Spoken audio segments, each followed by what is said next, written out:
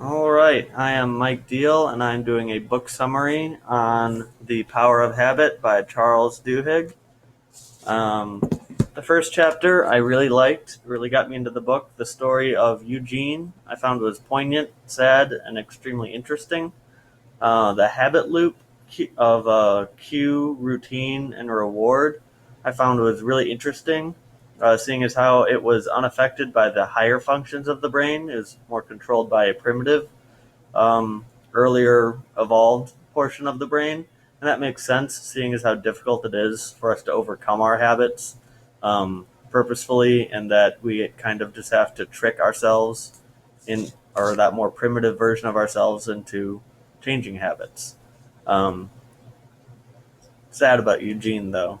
I found that the second chapter wasn't quite as interesting, but still very useful. The story of Pepsodent um, was kind of cool, but not as emotionally engaging. I liked how they formed or framed habits as being a sort of psychological addiction through the concept of cravings. It's easy to see how those things are at work every day, from the toothpaste and shampoo to even putting the coffee on and already feeling more awake even though you haven't even taken a sip. It's just interesting to see that aspect of it. The third chapter was my least favorite. I found the reading about football was not nearly as enjoyable as watching it. Um, but I still found that the info included the point that they were trying to get across. The conclusion to the first two chapters was rather helpful. It showed the struggle related to changing habits, um, simply replacing one routine with another and try to attain the same reward is one way to change habits.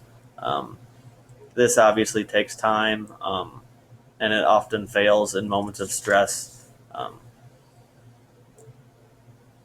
I thought that it is a simplified version, but like as the chapter says, it doesn't make it any easier to actually change the habit.